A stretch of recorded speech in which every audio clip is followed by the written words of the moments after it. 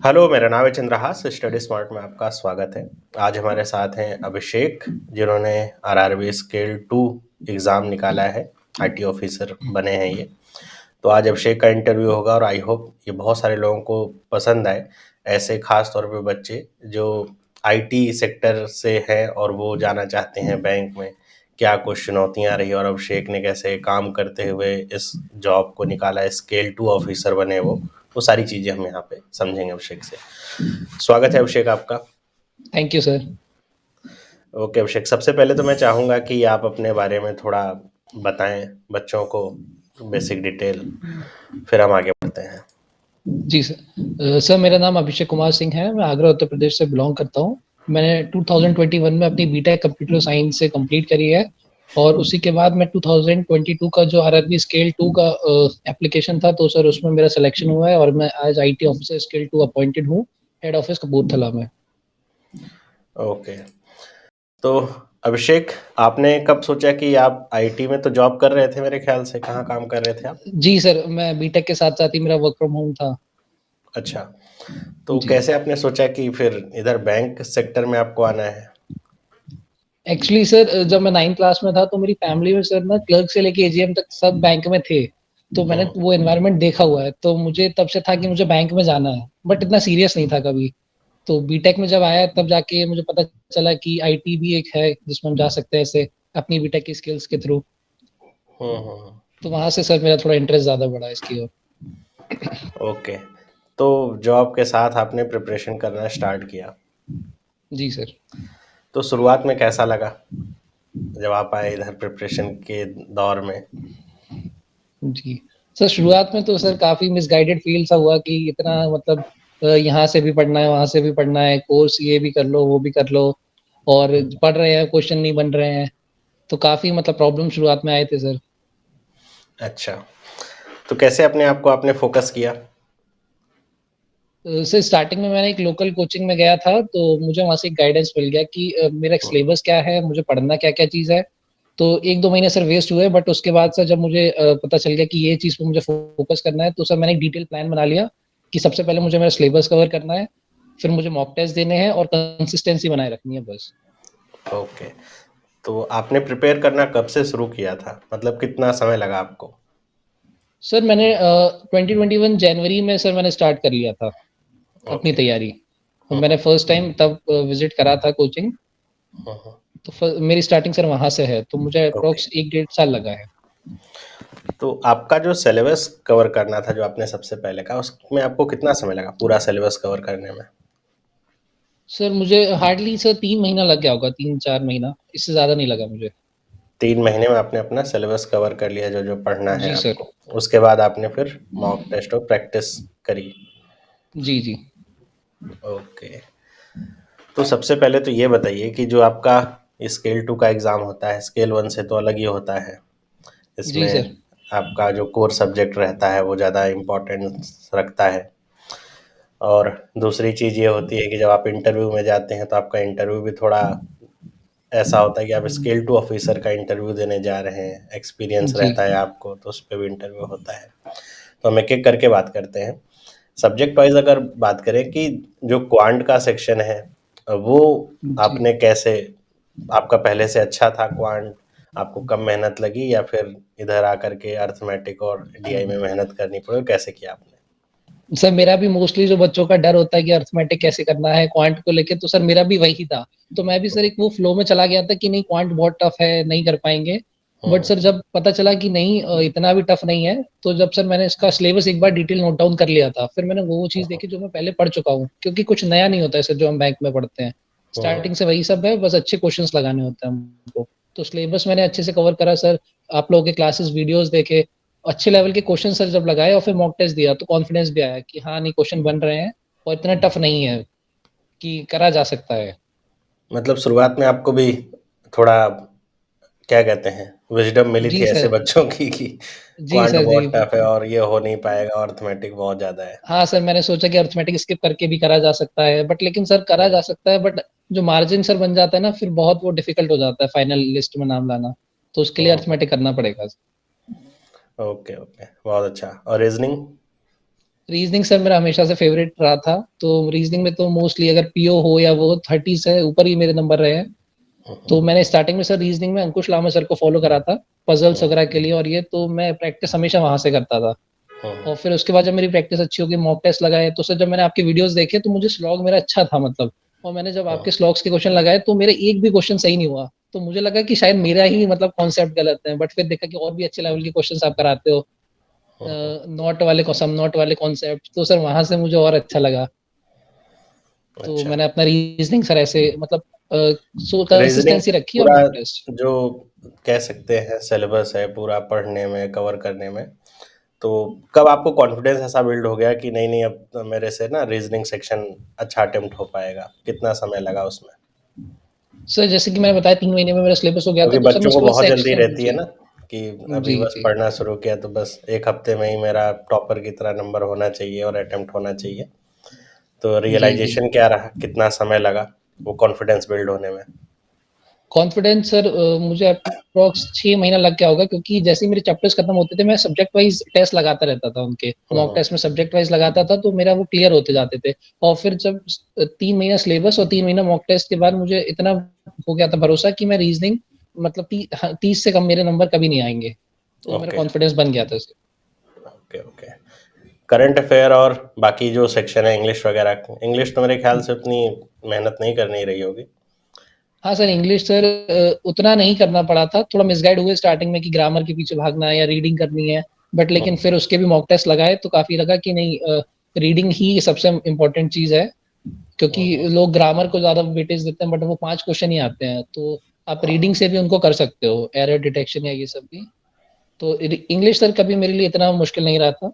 Current affairs के लिए हाँ जरूर मैंने कुछ सोर्स को कंसिस्टेंट फॉलो करा, और पीडीएफ वगैरह मतलब कंसिस्टेंट सोर्स रखे, और मैंने लिख लिख के सर करंट अफेयर ज्यादा प्रैक्टिस करी। ताकि वो याद रहे आपको जी ज़्यादा सर। समय तक। ओके। जी।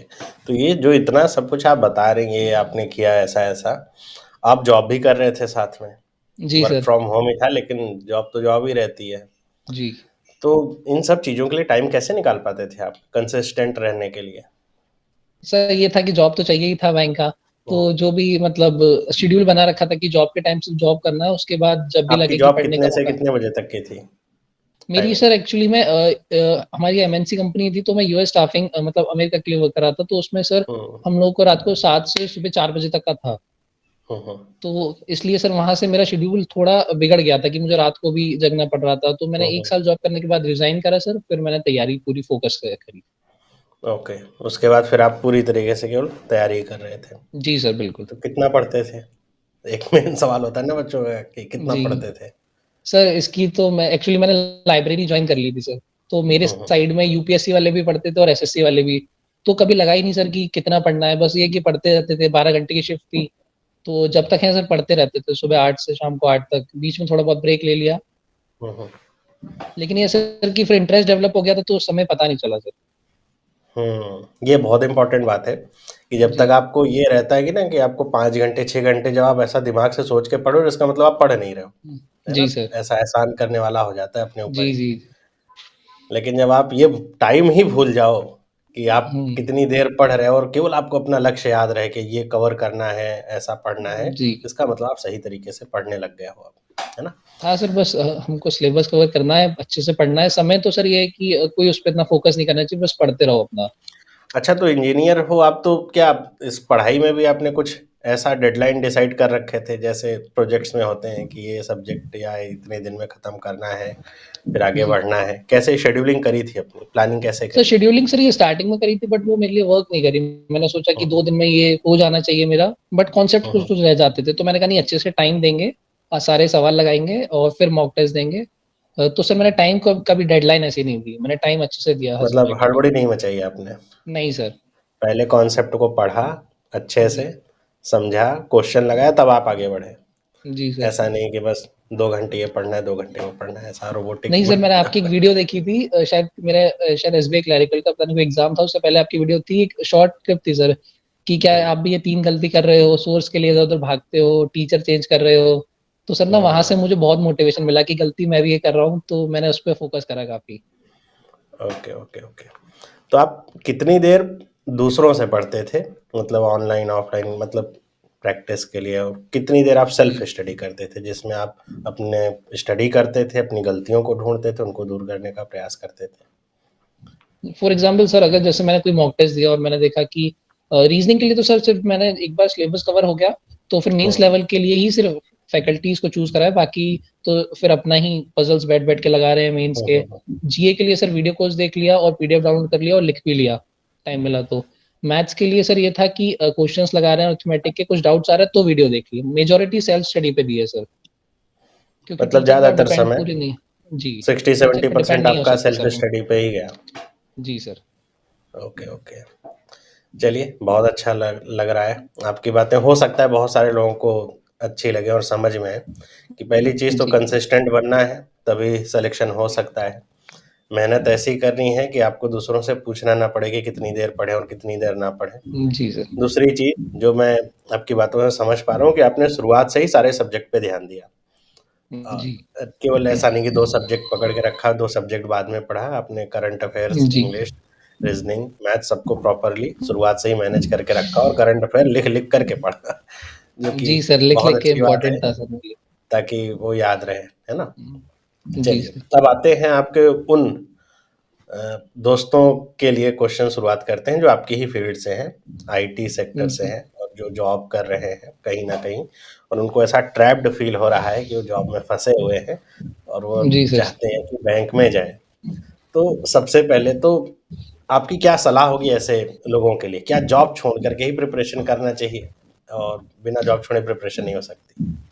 नहीं सर, ऐसा नहीं है बिना जॉब छोड़े, अगर आप जॉब में हैं आप तो भी कर सकते हैं, डिपेंड करता है आपको जॉब कितनी चाहिए। अगर आपको बैंक की जॉब चाहिए आप तो भी ले लोगे।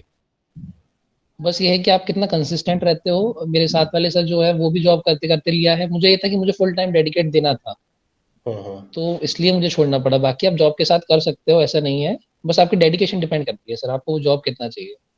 हुँ, हुँ, हुँ। चलिए, दूसरी चीज़ ये कि जो आपका कोर सब्जेक्ट है, मतलब आप आईटी से हो या जो भी आपका रहेगा जी field, sir, computer science sir. तो तो उसका कितना रोल, ये मतलब जो आपने पढ़ा, बीटेक किया, वो कितना हेल्पफुल रहा इधर? सर या फिर बेसिक आपका जो जी। जॉब का एक्सपीरियंस था वो ज़्यादा हेल्पफुल था? सर दोनों ही चीज़ें हेल्पफुल थी। जॉब के एक्सपीरियंस से मुझे चीज़ें हैंडल करना आ गया कि प्रेशर को कैसे मुझे हैंडल करना है। हुँ, और हुँ। बीटेक में सर मैंने काफ़ी स्किल्स सीखी हैं, तो वो भी मुझे यहाँ पे काफ़ी इम्प्लीमेंट हुई। जैसे कि हुँ, इसका एक तो मेजर जो हमारा सब्जेक्ट होता है आईटी में, तो सर वो तो बीटेक से ही मेरा कवर हो गया, तो बस रिवाइज़ करना पड़ा मुझे। हुँ, तो हुँ। ये दोनों चीज़ों का सर इम्पोर्टेंस क्या रहा, कुछ काफ़ी एक्स्ट्रा चीज़ें पढ़ना सीखी। पड़ा था अलग से? नहीं सर, और एक्स्ट्रा कुछ नहीं पढ़ना पड़ा। जो बीटेक का था सर वही उसको एक बार रिवाइज़ कर लिया था। हुँ, हुँ, क्योंकि सिलेबस लिमिटेड है सर, हमको ज़्यादा नहीं पढ़ना है इसमें। बस हुँ, ये है हुँ। कि क्वेश्चन काफ़ी कॉन्सेप्चुअल आते हैं, तो थोड़ा समझ के करना पड़ता है। प्रोग्रामिंग से रिलेटेड कॉन्सेप्ट पूछते जाते हैं। Okay, okay. चलिए, अब आते हैं आपके इंटरव्यू पे। मुझे याद है कि आपका मैसेज आया था इंटरव्यू से पहले, आपने जी अपना सर। कार्ड भेजा था कि इंटरव्यू है मेरा स्केल 2 का। तो इंटरव्यू आपका कैसा रहा? सर बस ये है कि इंटरव्यू में मेरे को 83 मिले हैं आउट ऑफ 100 सर। अरे जस्ट वाह! बिकॉज़ कि आपने मुझे ये बोला था कि अभिषेक वहाँ पे स्केल 2 ऑफिसर देखेंगे तुम्हारे अंदर, ना कि हुँ, तुम्हें बस इंटरव्यू देने जाना है। तो वो चीज़ सर मेरे को समझने में टाइम लगा, बट मैंने उसपे वर्क करा फिर। Okay, okay. तो मैंने आपका मॉक इंटरव्यू भी लिया था, आपके जी इंटरव्यू सर। से पहले। तो कितना हेल्पफुल रहा था वो आपके रियल इंटरव्यू में? सर उससे ना मुझे मेरी रियलिटी पता चल गई थी कि हाँ, अभिषेक अभी नहीं हो पाएगा जो अभी तक तुमने करा है, मेहनत हुँ, करनी पड़ेगी। क्योंकि मैं सर बस यूट्यूब पे वीडियोज़ देख लिए कि मॉक इंटरव्यूज़ कैसे होते हैं, उससे सर ज़्यादा हेल्पफुल नहीं मिला, लेकिन जो आपने मुझे बातें बताई थी, तो उसपे मैंने जब वर्क करा तो सर डेफ़िनेटली मुझे लगा कि हाँ, अगर ये नहीं होता तो शायद मैं न आज नहीं हो पाता सिलेक्शन। ओके। तभी कुछ बच्चों का आईबीपीएस, पीओ का भी इंटरव्यू होगा फिर आने वाले, जी। मतलब अब ये वीडियो तो ज़रूरी नहीं कि आज ही देखा जाए, आने वाले इस साल भी देखा ही जाएगा। तो आने जी सर। वाले समय में आईबीपीएस पीओ का इंटरव्यू होगा, फिर एसबीआई पीओ का इंटरव्यू होगा, आरआरबी पीओ का स्केल 1 का भी इंटरव्यू होगा, जो इस साल बच्चे इंटरव्यू देंगे। तो जी उनको सर। आप इंटरव्यू के लिए क्या सलाह देना चाहेंगे? क्योंकि आपने इंटरव्यू इतने इंटरव्यू अच्छे जी। नंबर किए हैं। इंटरव्यू में ना सर बेसिकली जब हम प्री मेंस क्वालीफाई करके जाते हैं, तो वो हमारा ये नहीं देखते कि हमें कितना आता है, वो सर हमारा कॉन्फिडेंस चेक करते हैं वहाँ पे। हुँ, कि हुँ, जब आप वहाँ ऑफिस में बैठोगे तो आप कितना कॉन्फिडेंटली कस्टमर को हैंडल कर सकते हो, आपके अंदर कॉन्फिडेंट है या नहीं? आप पैनिक तो नहीं कर जाओगे सिचुएशन में? तो वो सर हुँ, एक दिन में नहीं बनता सर। वो हुँ, आपको एक प्रॉपर अपने अंदर बिल्ड करनी पड़ती हैं चीज़ें, तो वो एक प्रोसेस होता है। मुझे बीटेक और मेरी जॉब ने उसमें काफ़ी हेल्पफुल करा और लास्ट में सर आपने सर बिल्कुल उसमें एक पॉलिश लगा दी थी कि अभिषेक नहीं तुमको ये कर लोगे। हुँ, जी। ओके। अच्छा, इंटरव्यू में कौन-सा क्वेश्चन ऐसा था जो सबसे आपको लगा ये कठिन है उसका आंसर करना? कठिन सर एक्चुअली मेरे ना उसमें मैम अपार्ट थी फ्रॉम वो योर हेड थी। मतलब जी। जो आपका बेसिक सब्जेक्ट का क्वेश्चन ना रहा हो, जनरल कोई क्वेश्चन ऐसा पूछा गया था आपसे जो आपको याद है अभी तक? सर वहाँ पे मुझे कॉन्सेप्चुअल मतलब प्रैक्टिकल क्वेश्चन ज़्यादा पूछे गए थे कि अगर तुम ऐसे होगे तो क्या करोगे? तो वहाँ पे एक सर केस थे तो स्टडी उन्होंने आपसे जी, क्वेश्चन। वहाँ केस स्टडी टाइप सर तो उन्होंने मुझसे पूछा कि क्या कहते हैं अगर बैंक में नेट कनेक्टिविटी बिल्कुल डाउन है तो तुम क्या करोगे? तो मैंने अपने जो बेसिक टर्म्स बताए, तो उन्होंने कहा नहीं ये भी ना हो तो, ये भी ना हो तो सर वो मुझे बहुत ले गए कि नहीं कब ये कहे कि मुझे नहीं आता। तो मैंने सर हुँ, अपना हुँ। पूरा जितना आता था सब बताया, तो फिर उन्होंने कहा नहीं तुम एफर्ट्स तो दिखा रहे हो, तो वहाँ पे मुझे लगा कि मुझे हाँ, ये याद आ रहा है क्वेश्चन इससे कि जब मैंने आपका इंटरव्यू लिया तब भी मैंने आपसे भी ऐसा कुछ क्वेश्चन पूछा था, तो वो जी, थोड़ा जी। लंबा चला था डिस्कशन कि ऐसा नहीं होगा तो ऐसा होगा और आपने बताया जी, था। सर। तो ठीक है, उससे मतलब समझ में आता है कि आप प्रॉब्लम सॉल्वर हो, भाग नहीं रहे हो जी। प्रॉब्लम से। जी, लेकिन सर। बहुत इम्पोर्टेंट बात जो इंटरव्यूअर आपसे चाहते हैं कि वो अगर आप स्केल 1 की प्रिपरेशन कर रहे हो और इंटरव्यू देने जा रहे हैं स्केल 2 की, आपसे वो ऑफिसर की छवि चाह रहे हैं। बहुत सारे बच्चे होते हैं ना सवाल से बचते हैं और जी। सोचते हैं कोई प्रॉब्लम आ गई तो ऐसा बोल देंगे। तो आप प्रॉब्लम से बचेंगे तो आपका सिलेक्शन थोड़ा होने के चांसेस कम रहेंगे, इंटरव्यू नंबर कम मिलेंगे। आप प्रॉब्लम को फेस करेंगे और सॉल्व करने वाला एटीट्यूड वहाँ पे दिखाएँगे, तो आपको ऑटोमैटिकली एक अच्छा एप्रिसिएशन मिलेगा और एक अच्छी इमेज आपकी जाएगी जो कि आपके नंबर भी बढ़वाती है। जी, सर। तो अभिषेक अभी कैसा लग रहा है? अब आप सीधे नौकरी आपने रिज़ाइन किया, इतना बड़ा स्टेप लिया, फिर आपने प्रिपरेशन किया और रिज़ाइन करने के 1 साल के अंदर ही आपने निकाल भी लिया। घर जी, में सर। सब खुश हैं कि अब आप सर इसके हाँ, बहुत खुश है बने? सर। बेसिकली वो तो चाह रहे थे कि तुम क्लर्क भी हो जाओगे तो भी हमें अच्छा लगेगा बट एकदम से स्केल 2 होना सर थोड़ा बड़ी बात होती है। तो वो सोचा भी नहीं था सर किसी ने ऐसा। तो ओके, काफ़ी खुश हैं सर। ओके। तो आप जॉइन कर लियो? हाँ सर, मेरी जॉइनिंग हो गई है 24th ऑफ जनवरी को और अच्छा, अब एज़ अ आईटी सेल में सर हम लोग वर्क कर रहे हैं। अच्छा। कैसा है वहाँ का माहौल? एनवायरनमेंट अच्छा है सर। जो हमने बीटेक में 4 साल करा सर अब वो इम्प्लीमेंटेशन का टाइम आ गया है। कस्टमर्स की हेल्प करते हैं, बैंक की क्वेरी सॉल्व करते हैं। समझ में आ रहा है सर चीज़ें कैसे बैकग्राउंड में वर्क करती है बैंक की। तो एज़ अ आईटी ऑफ़िसर अगर मैं आपसे पूछूँ कि जॉब प्रोफ़ाइल आपकी क्या है? तो क्या बताएँगे? अभी तक जो आपने एक्सपीरियंस किया है? जी। बेसिकली सर आईटी ऑफिसर जब हम आईटी सेल में जाते हैं तो हमको 3 पार्ट्स डिवाइड कर दिए जाते हैं। एक तो होता है कोर बैंकिंग सॉल्यूशन सर, एक होता है हुँ, हमारा हार्डवेयर और एक होता है सर हमारा डीबीडी जिसको हम डेटाबेस कहते हैं। जैसे आप एनपीसीआई, यूपीआई ट्रांज़ैक्शंस करते हो, हुँ, हुँ। तो वो लोग भी हम लोगों को हैंडल करने पड़ते हैं अगर वो नहीं सक्सेसफुल हो पाए हैं, क्या रीज़न रहा है, रोल बैक करना पड़ता है। बैंकिंग के हार्डवेयर्स भी देखने पड़ते हैं और सर हम सीवीएस में सर ये जो बेसिकली क्वेरीज़ चलती हैं बैकग्राउंड में, कैसे प्रोग्रामिंग होती है, ये सब हमको इम्प्लीमेंटेशन करना पड़ता है। तो अभी तो सर ट्रेनिंग फेज़ है तो अच्छा लग रहा है काफ़ी। अच्छा, चलिए, जी। बहुत अच्छा लगा। बहुत अच्छा लगा अभिषेक आपसे बात करके। आई होप ये इंटरव्यू बहुत सारे लोगों के लिए बेनिफिशियल रहे और जैसा आप अभिषेक से ही समझ सकते हैं कि कंसिस्टेंसी अगर आपके अंदर रहे और आप अपना जो सब्जेक्ट है वो अच्छे तरीके से मैनेज कर पाएँ सारा का सारा और ऐसे विज़डम देने वाले अपने गुरुओं से या फिर बच्चों से बच के रहें जो हर एक चीज़ को बहुत टफ़ बना देते हैं और वो अपने जी। एक्सपीरियंस को आपके ऊपर थोप देते हैं, तो मेरे ख़्याल से सिलेक्शन में आपका सिलेक्शन जल्दी हो पाएगा, सिलेक्शन में टाइम कम लगेगा। और जहाँ तक अभिषेक से मैं समझ पा रहा हूँ इनकी बातों से कि आप जॉब करते हुए भी निकाल सकते हैं बिल्कुल ये सर। एग्ज़ाम। लेकिन ये हो सकता है कि जॉब करते हुए एग्ज़ाम निकालने में आपको 2 साल लग जाए, जी। लेकिन निकल जाएगा एग्ज़ाम, जी सर। है ना? सर मुझे एक चीज़ और ऐड करनी है। हाँ। बेसिकली जो सर मैंने फ़ील करा अपने पिछले 1-2 साल में कि 15 से 20 लाख बच्चे जब फॉर्म भरते हैं सर, हुँ, तो हुँ। सिलेक्शन बस वैकेंसीज़ अप हमारे पास 7,000 8,000 और बेसिकली से जब मैं पंजाब रीजन में मैंने करा था तो वैकेंसीज़ कुछ 4 थे सर हमारे आईटी के। हुँ, तो जब मैंने देखा कि क्या मतलब इश्यू है कि बच्चे मतलब नहीं निकाल पा रहे हैं, तो सर बस ये है कि 3 पार्ट में मैंने डिवाइड करा कि पहला आपको सिलेबस कवर करना है, दूसरा मॉक टेस्ट आपको अच्छे से अच्छे और ज़्यादा से ज़्यादा देने हैं, कोई लिमिट नहीं है कि आपको हाँ, 10 मॉक टेस्ट दे लिए या 50 दे लिए, बहुत देने पड़ेंगे सर। और तीसरा सर कंसिस्टेंसी जो हर कोई नहीं फॉलो कर पाता है। आज करा, 1 हफ्ते करा, 1 महीने करा, फिर अभी सोचते हैं जैसे कि नहीं हो रहा है, एग्जामिनेशन छोड़ो। कोई नहीं है तो ज़्यादातर बच्चे इधर-उधर कुछ जी, घूम रहे सर। हैं, फिर रहे हैं कि अच्छा जब नोटिफ़िकेशन आएगा बिल्कुल तो सर। शुरू करेंगे ऐसा। जी, तो और कंसिस्टेंट रहना है आपको। भटक जाते हैं सर बच्चे की फिर वीडियोज़ देखते हैं कि 30 दिन में एसबीआई क्लर्क कैसे पास करे। तो ये सबसे कुछ नहीं होता है, बस ये कि जो आज बच्चा अभी मेहनत कर रहा है, डेफ़िनिटली सब दिसंबर तक एग्ज़ाम काफ़ी हैं, किसी न किसी में हो जाता है उसका फिर।